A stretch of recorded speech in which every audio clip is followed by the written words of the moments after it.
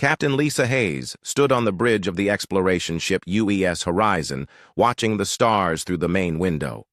She had been commanding deep space missions for 8 years and thought she had seen everything the galaxy could offer. The human colonies were growing strong across 12 star systems, and life was peaceful. That peaceful time was about to end in the worst way possible. The communication officer turned toward her with a confused look on her face. "Captain, we are getting a signal I have never seen before. It is coming from 2 different directions, at the same time." Lisa walked over to the communication station and looked at the readings. The quantum transmission was unlike anything in human records. The signal was complex and seemed to carry massive amounts of data. More troubling was that their advanced warning systems had not detected anything approaching human space until this moment. "Put it through the translation matrix," Lisa ordered, "and get me a connection to command immediately." Dr. Amanda Clark hurried onto the bridge carrying her research tablet. As the ship's xenobiologist and first contact specialist, she was responsible for any communication with alien life. Her hands shook slightly as she reviewed the incoming data. "Captain, this is definitely from 2 separate alien species. The transmission patterns are completely different from each other. One signal seems to use some kind of biological technology, while the other is purely mechanical. Both are far more advanced than anything we have encountered before." Lisa felt a cold weight settle in her stomach. Humanity had been alone in space for so long that finding 1 alien species would have been amazing. Finding 2 at the same time felt like more than coincidence. It felt like trouble. The main screen flickered and 2 distinct images appeared side by side. On the left was a being that looked almost human, but with pointed ears and glowing silver eyes. Her skin was pale as moonlight, and her hair seemed to move like it was underwater, even though she was clearly breathing air. She wore robes that shifted, color as she moved. On the right was something completely different. The creature had scales like a lizard, but stood upright like a human. Her eyes were bright yellow and moved independently of each other. Sharp teeth showed when she spoke, and her hands ended in claws. She wore what looked like military armor that changed shape as Lisa watched. The elf-like being spoke first. Her voice was musical and seemed to echo in ways that hurt Lisa's head. "I am Kaelin Starweaver, speaking for the Elven Federation. We request immediate sanctuary in your space. We are fleeing from an enemy that threatens all life in the galaxy." The reptilian creature's voice was harsh and direct. "I am Zarath of the Kethmori Empire. Our fleets require safe passage through your territory. We are being pursued by forces that your species cannot imagine." Dr. Clark stepped forward. "What kind of enemy could drive 2 advanced civilizations to flee into human space?" Both aliens looked at each other through the screen connection. The fear in their eyes was unmistakable, even across species barriers. Kaelin spoke slowly, as if the words themselves were dangerous. "They are called the Void Devourers. They do not simply destroy planets or kill people. They unmake everything they touch. Where they pass, nothing exists anymore. Not destroyed, not dead, just gone as if it never was," Zarath continued. "We have fought them for decades. Every weapon we create, they adapt to. Every defense we build, they overcome. They are not alive in any way we understand. They are hungry darkness that eats reality itself." Lisa felt the blood drain from her face. "How many ships do they have? How long do we have before they reach human space?" Kaelin closed her silver eyes, and her entire body began to glow faintly. When she opened them again, the glow was gone, and her face was white with terror. "I can see the paths of possible futures with my people's gift. In every timeline where we survive, your species plays a crucial role. But in most futures, we all die. The void ships will reach your space in less than 3 days." The bridge fell silent except for the quiet hum of the ship's systems. Lisa looked around at her crew and saw the same fear she felt reflected in their faces. Humanity had always dreamed of meeting other intelligent life. They had never imagined that first contact would come with a warning about the end of everything. Dr. Clark was already working on her tablet, analyzing the biological readings from both alien species. "Captain, I need to examine them in person.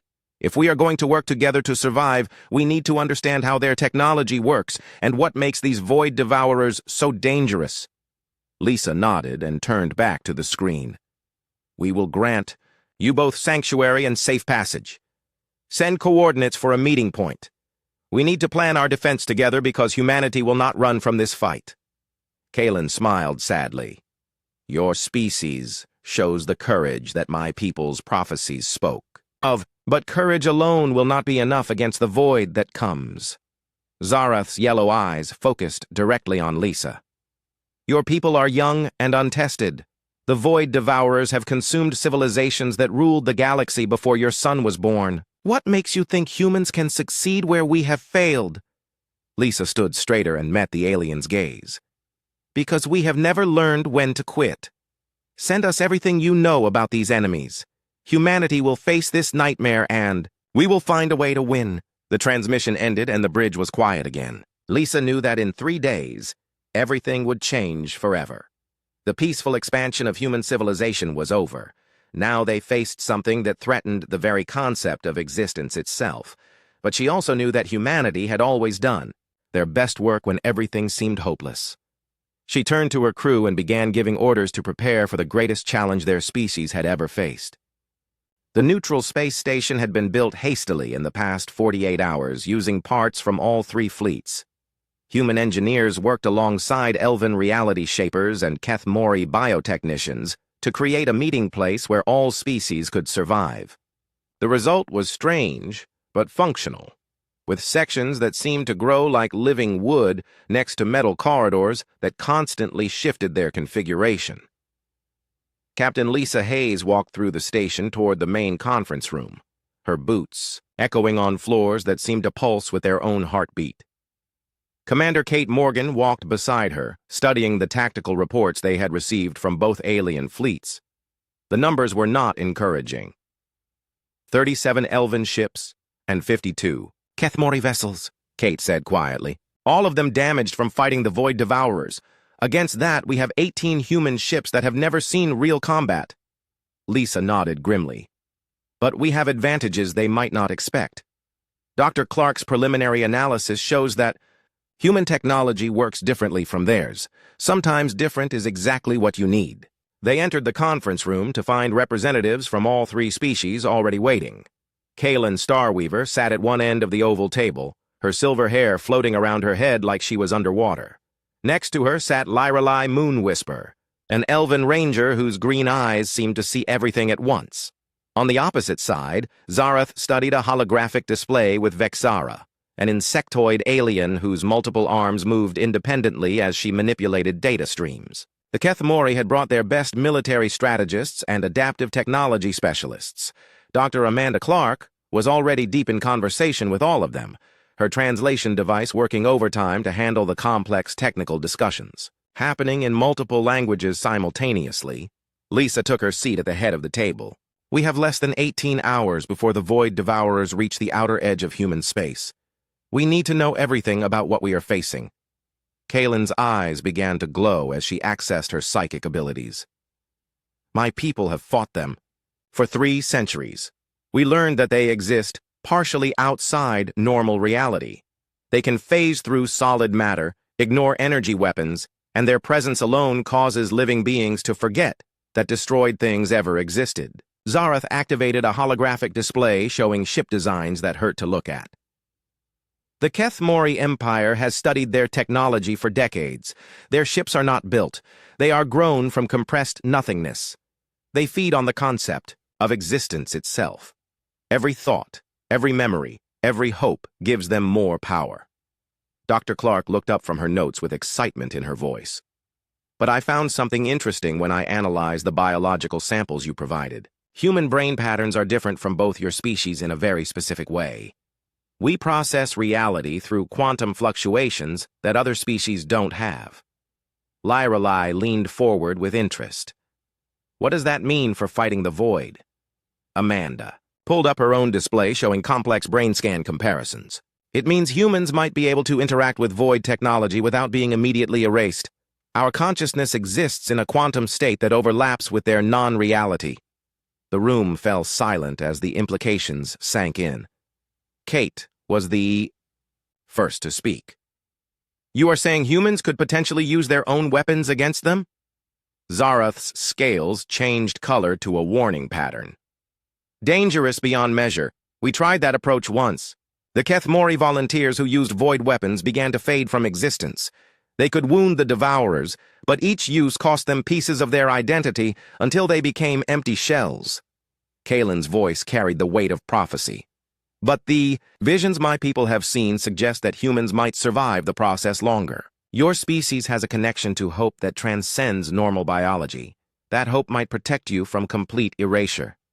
Lisa felt the weight of command settling on her shoulders like a heavy cloak. What kind of weapons are we talking about? How do they work? Vexara's compound eyes focused on the human captain. Reality displacement cannons that fire compressed nothingness. Armor that phases the wearer partially out of existence. Communication systems that work by erasing the distance between 2 points. All effective against the void. All deadly to the user. Dr. Clark was already sketching modification designs on her tablet. I think I can adapt the technology to be less harmful to humans. Our quantum brain patterns might let us interface with void tech in ways that your species cannot, but we would need volunteers to test the process. Kate stood up immediately. I volunteer for the first test. If humans are going to use these weapons in battle, the soldiers need to know what we are asking of them. Lisa wanted to refuse, but knew they had no choice. Dr. Clark, how long do you need to prepare the modifications? Amanda looked at the alien technology schematics with determination. 12 hours to create the first prototype, another 6 hours to test it safely. That gives us just enough time before the Void Fleet arrives. Lyra Lai moved closer to Kate, with fluid grace. If you are going to fight like an elf, you need to learn to think like one. Our people blend physical combat with psychic awareness. I can teach your Marines to coordinate their thoughts during battle. Vexara clicked her mandibles, in approval. The Kethmori will share our adaptive tactics. When facing an enemy that learns from every encounter, you must change your approach constantly.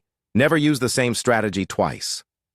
Over the next several hours, the station became a training ground where 3 species learned to fight as one. Human Marines practiced elven meditation techniques that would protect their minds from void influence. Kethmori engineers taught human technicians how to modify equipment in real time during combat. Elven psychics shared their ability to sense danger before it manifested.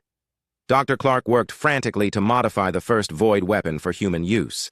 The device looked like a rifle made from crystallized shadow, its surface shifting between solid matter and empty space. When she finished the modifications, it still felt cold and wrong to touch, but it no longer made humans forget their own names. Kate picked up the weapon and immediately felt its terrible power. The rifle existed in multiple dimensions simultaneously, and firing it would tear holes in reality itself. But she also felt that Amanda was right. Human consciousness could handle the strain better than other species. As the 18-hour deadline approached, long-range sensors detected massive distortions in space approaching the outer human colonies. The Void Devourer fleet was arriving ahead of schedule, and they were bringing more ships than anyone had expected. Lisa stood on the bridge of the hastily upgraded UES Liberty, now the flagship of their combined fleet. Around her, displays showed the approaching nightmare, ships that existed in impossible ways and moved through space by erasing the distance they needed to travel. Kalen appeared beside her, having teleported from her own ship. Captain, my visions are becoming clearer. The battle we are about to fight will determine more than just our survival. The choices we make in the next few hours will echo across the galaxy for generations. Lisa gripped the rail and watched the enemy approach. Then we better make the right choices. Signal all ships to prepare for combat. It is time to see what happens when humanity refuses to go quietly into the void. The alien fleets moved into formation around the human ships, creating a defensive line that had never existed before in galactic history. 3 species that had never met now stood together against an enemy that threatened all life everywhere. The real battle was about to begin. Dr. Amanda Clark stood in her laboratory deep inside the UES Liberty, surrounded by technology that should not exist. Void weapons lined the walls like dark mirrors reflecting nothing. Each device hummed with power that made reality itself uncomfortable. She had been working for 36 hours straight, driven by a terrible understanding of what was coming. The first skirmish with Void Devourer scouts had ended badly. 3 human ships had simply stopped existing, leaving only empty space where they had been moments before. The crews, the ships, even the records of their construction had vanished from all databases. It was as if they had never been built or crewed at all, but the modified Void weapons had worked. Commander Kate Morgan had led a strike team equipped with Amanda's prototypes, and they had actually wounded a Void entity. The creature had screamed in frequencies that damaged reality before retreating back into the non-space it came from. The cost was becoming clear. Kate now moved differently, sometimes seeming to exist in 2 places at once. Her eyes occasionally looked through people instead of at them. Most disturbing, she had begun speaking about places and people that no one else remembered. The Void. Exposure was changing her in ways that terrified Amanda. A knock on the laboratory door interrupted her thoughts. Captain Lisa Hayes entered, looking exhausted and worried. Behind her came Kaylin Starweaver, the elven diplomat whose silver eyes now held a constant look of fear. "Amanda, we need to talk about the weapons program," Lisa said. "Kate's condition is getting worse, and we have 15 more volunteers ready for the modification process." Kaylin moved closer to examine the Void devices. Her psychic abilities let her see beyond normal reality, and what she saw made her step back in alarm. "Dr. Clark, these weapons are not just dangerous to their users, they are creating ripples in the timeline itself.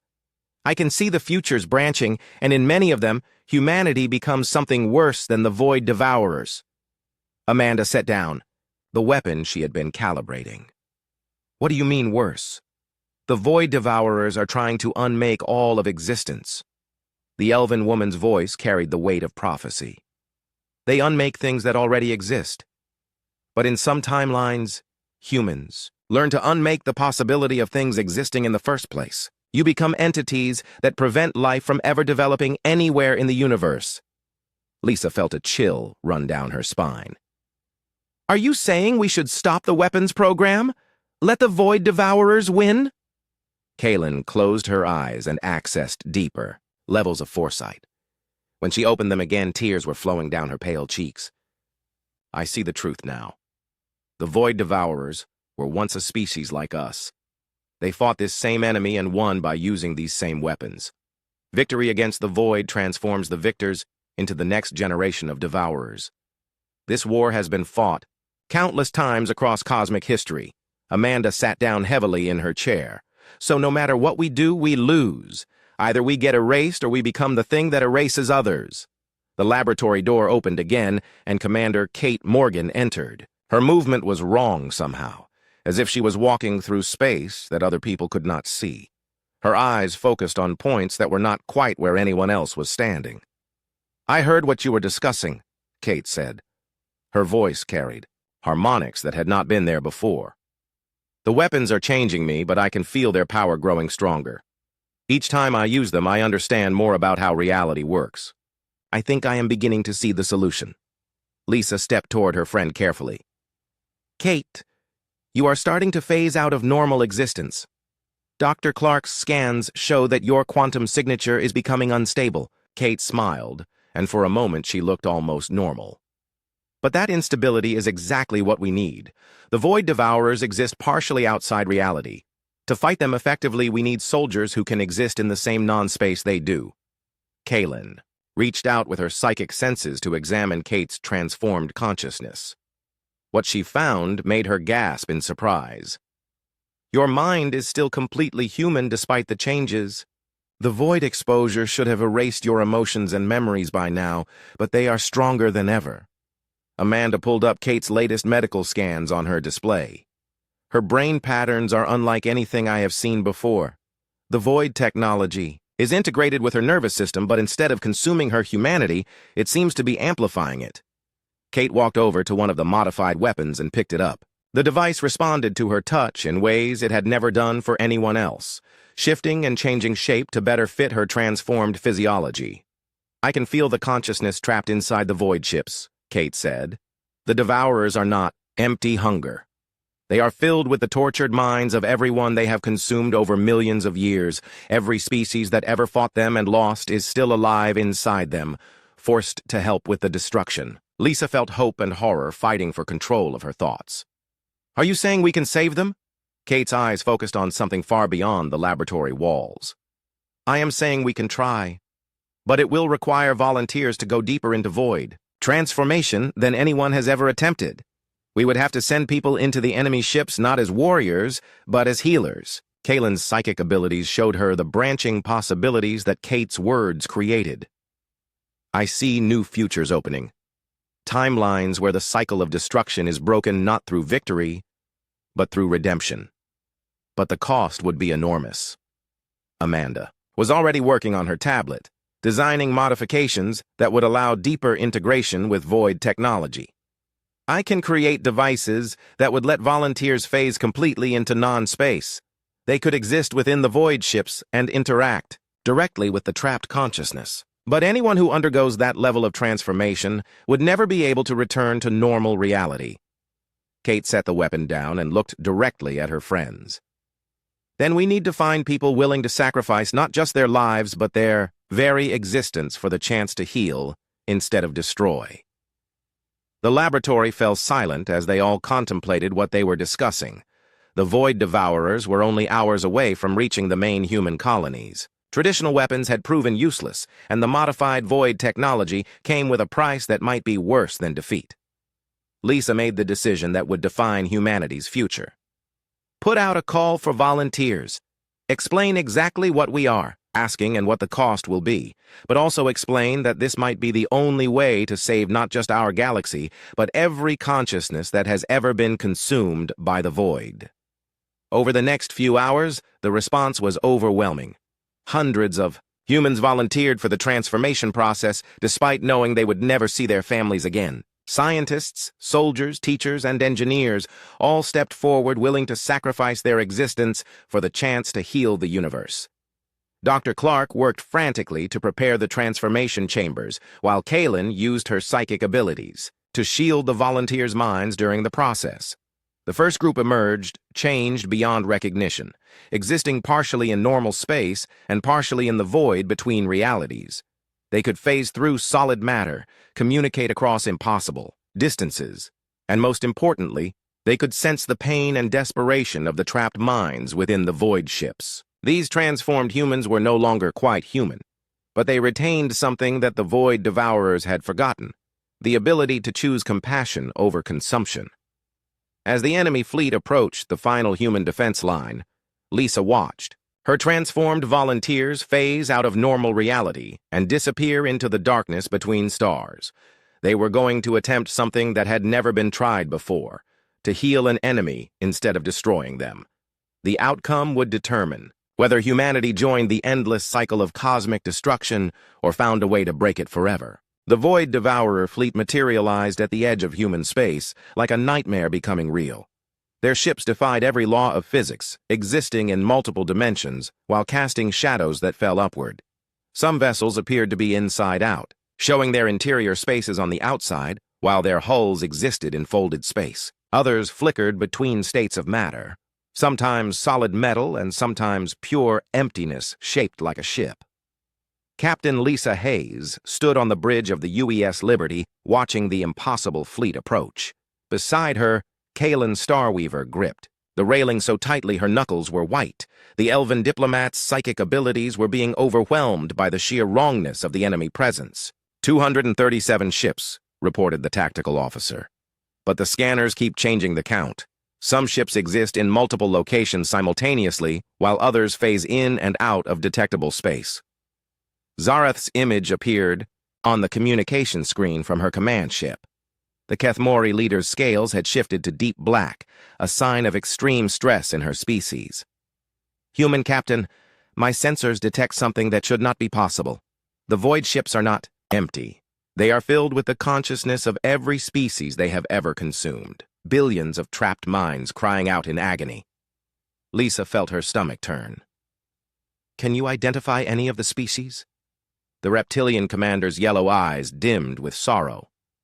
I recognize the psychic signatures of 17 civilizations that the Kethmori Empire once knew. Peaceful traders, brilliant scientists, brave explorers, all of them still alive inside those ships and forced to help with the destruction of others. On the other side of the bridge, Dr. Amanda Clark monitored the transformed human volunteers who had phased into non-space hours earlier. Her equipment could barely track them as they moved through dimensions that normal matter could not enter. Commander Morgan's team has reached the outer edge of the Void Fleet, Amanda reported. Her vital signs are fluctuating between existing and not existing, but she is still responsive to quantum communication. Kate Morgan's voice crackled through the speakers, distorted by her passage through impossible space. The enemy ships are worse than we imagined. Each one is a prison containing thousands of trapped souls. But I can feel something else, something the Void Devourers themselves might not understand. The imprisoned consciousness are fighting back from within. Lyra Lay Moonwhisper materialized on the bridge using elven teleportation technology. The Ranger's green eyes were wide with a mixture of fear and hope. My people's long-range psychic scans confirm what Commander Morgan is reporting. The trapped minds have been organizing themselves over millions of years. They are waiting for the right moment to break free. Lisa felt a spark of possibility ignite in her chest. Can we coordinate with them? Help them escape their prison? Amanda checked her readings from the transformed volunteers.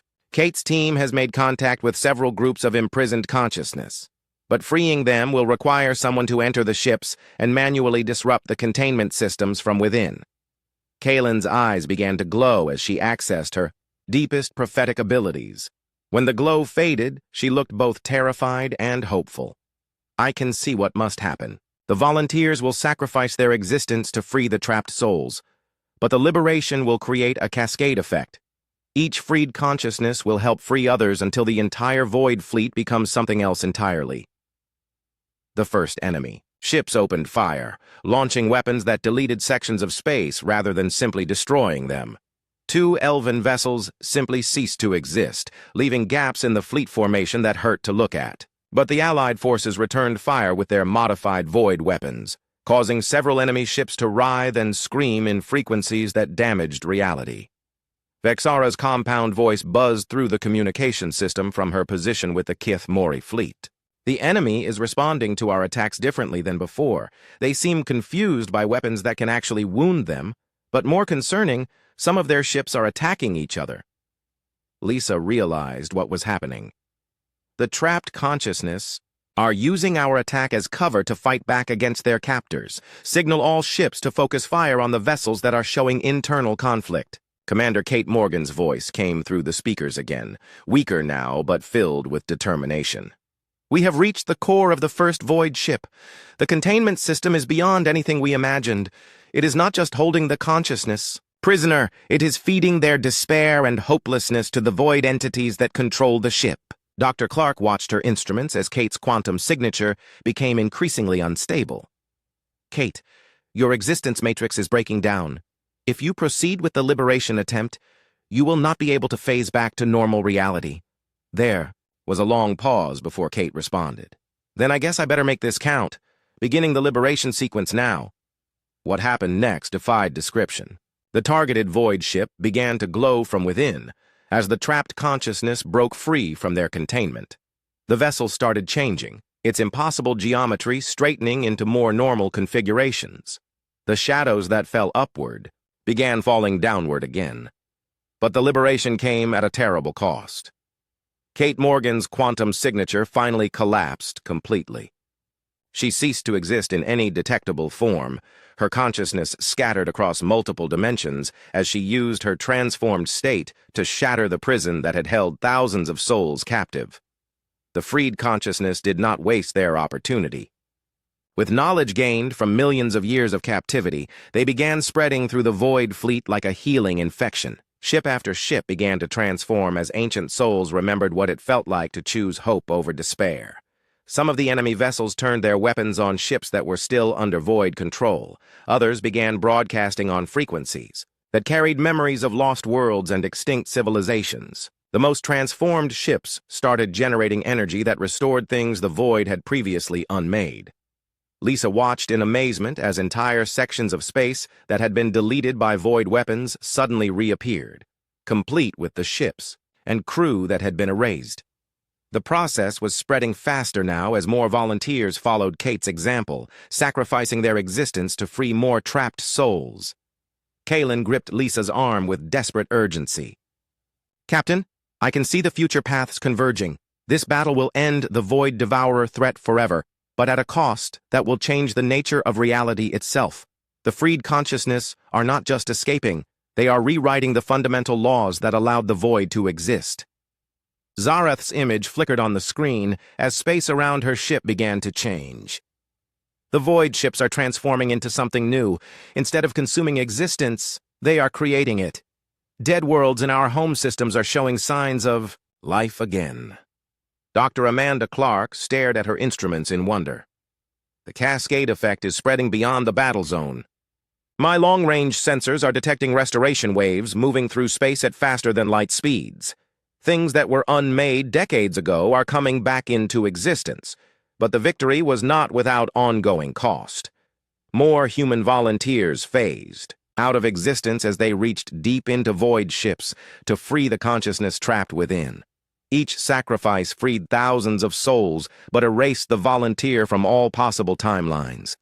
Lisa felt tears running down her cheeks as she watched. Her people give up their very existence to heal the universe. How many more do we need to lose? Kate Morgan's voice came through the speakers one last time, barely recognizable as human. Not many more. The process is becoming self-sustaining. The freed souls are teaching others how to break their own chains. But someone needs to reach the central command ship, the one that controls the whole fleet. Lisa knew what she had to do. She started walking toward the transformation chamber that Dr. Clark had prepared for emergency use. Prep me for full void integration. I am going to end this personally. Kaylin blocked her path with desperate determination. Captain, you cannot. The prophecies show that if you undergo the transformation, humanity will lose its greatest leader at the moment when leadership matters most. Lisa paused, torn between her duty to her people and her desire to save them through personal sacrifice. Around them, the battle raged on as transformed void ships fought alongside the Allied fleet against vessels still under enemy control. The final phase of the conflict was about to begin, and humanity would discover whether their greatest strength was their willingness to sacrifice everything or their ability to inspire others to choose hope over despair. Dr. Amanda Clark made the decision that saved Captain Lisa Hayes from sacrificing herself. She activated the emergency transformation chamber and stepped inside before anyone could stop her. The central command ship needs someone with complete knowledge of void technology integration. That someone is me. Lisa rushed toward the chamber, but the process was already beginning. Amanda's form became translucent as she phased between dimensions. Her voice carried new harmonics as the transformation took hold. I can feel them, Lisa. Millions of consciousness trapped in the command ship. They have been there the longest and suffered the most. But they also remember the most about how the universe worked before the void. Kaylin placed a restraining hand on Lisa's shoulder. Dr. Clark is right. Her scientific understanding gives her the best chance of reaching the core systems. But Captain, you must be ready for what comes next. When the command ship is freed, the restoration effect will spread across the entire galaxy. The battle around them was reaching its climax. Half the Void Fleet had been transformed by freed consciousness who remembered what it meant to create instead of destroy. These converted ships now fought alongside the human, elven, and Kethmori forces against their former captors. Zareth's voice crackled through the communication system. The remaining Void ships are retreating toward their command vessel. They know what Dr. Clark is attempting, and they are trying to stop her.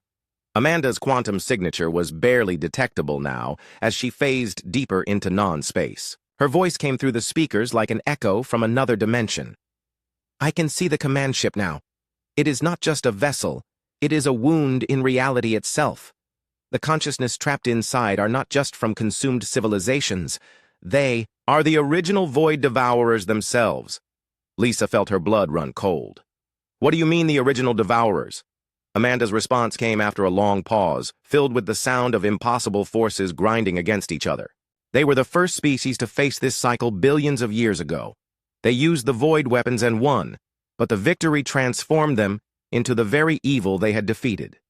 They have been trapped in their command ship ever since, forced to consume other civilizations while screaming for someone to free them from their curse. Lirelay appeared on the bridge through elven teleportation, her face wet with tears. The The psychic emanations from the command ship are overwhelming. I can feel their agony across the dimensions. They have been conscious prisoners in their own bodies for eons, watching themselves destroy everything they once loved. Dr. Clark's voice was getting weaker as she pushed deeper into the command ship's reality distortions. The containment system here is different. It is not just holding them prisoner. It is forcing them to forget their original nature every time they try to remember who they used to be. Lisa gripped the communication console. Amanda, can you break the containment? Can you free them? There was a long silence filled only with static and the sound of space tearing. When Amanda spoke again, her voice carried harmonics from beings that had been dead for billion years. I can break it, but the process will require me to take their place in the system temporarily.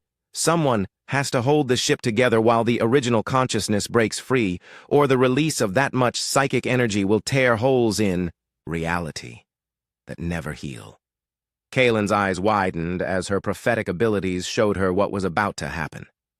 Dr. Clark, if you do this, you will be erased, not just from this timeline, but from all possible timelines. You will never have existed, anywhere at any time. Amanda laughed, and the sound carried joy that had been missing from the universe for longer than most stars had been burning. But everyone they consumed will exist again. Every world they unmade will be restored. Every species they destroyed will have a chance to live the lives they should have had. That seems like a fair trade. Lisa wanted to argue, to find another way, but she knew Amanda was right. The restoration of billions of civilizations was worth the sacrifice of one person, even someone as precious as her friend and colleague. The command ship began to change as Amanda reached its core systems. The vessel that had existed as a wound, in reality, started healing itself, its impossible geometry straightening into configurations that normal physics could accommodate. Light began pouring out of the ship, but not ordinary light. This was illumination that carried memories, hope, and the dreams of every consciousness that had ever been consumed by the void. The light spread outward in waves that moved faster than physics should allow. Each wave that passed through the remaining void ships caused them to transform instantly. The trapped consciousness within remembered who they had been before their civilizations fell to the hungry darkness. They broke their own chains and turned their ships into instruments of restoration instead of consumption. But the greatest transformation was yet to come. The original void devourers, the first species to fall to the cycle, were finally breaking free from their billion-year prison. As they escaped the containment that had corrupted them, their true nature reasserted itself. They had been explorers, once scientists and philosophers who had sought to understand the deepest mysteries of existence. Their transformation back to their original state created a cascade of healing that spread beyond the local galaxy. Dead worlds throughout the universe began to bloom with life again. Species that had been extinct for millions of years found themselves restored not just to life, but to the moment before they had encountered the void. Lost civilizations discovered themselves rebuilding their golden ages with perfect memory of what they had lost. Lisa watched through the main viewer as reality itself began to heal. Space that had been scarred by void weapons became whole again. The darkness between stars filled with the light of restored suns warming planets that had been unmade eons ago. Amanda's voice came through the speakers one final time, barely recognizable as human, but filled with peace. It is done. The cycle is broken. The universe remembers how to heal itself now. Her quantum signature finally collapsed completely, but this time there was no sense of loss. Instead, Lisa felt a profound gratitude from the consciousness of every being that had ever lived. Amanda had not been erased. She had been transformed into something that transcended individual existence. The battle was over. But more than that, the war that had raged across cosmic history was finally finished. The Void Devourers were gone, not destroyed, but healed back into their original forms as seekers of knowledge and wisdom. In the days that followed, representatives from 1,000 restored civilizations arrived to thank humanity for breaking the cycle that had trapped the universe in endless repetition of the same cosmic tragedy. The galaxy became a place where exploration and cooperation replaced the fear of annihilation. Captain Lisa Hayes stood on the observation deck of the rebuilt space station, now a permanent meeting place for species from across the galaxy. Beside her, Kalen Starweaver watched the ships of 100 different civilizations moving peacefully through space. "Your people did something unprecedented," Kalen said. "Every other species that faced the void chose victory through strength. Only humans chose victory through sacrifice and healing." Lisa nodded, thinking of Amanda and Kate and all the volunteers who had given up their existence to save others. "Sometimes the only way to win is to refuse to fight the war the way your enemy expects." Zareth joined them on the observation deck, her scales now colored in patterns that indicated deep contentment. "The Keth Mori archives are being updated with the histories of all the restored civilizations. The knowledge that was thought lost forever has returned to enrich the universe." Through the great windows, they could see construction ships from dozens of species working together to build something that had never existed before.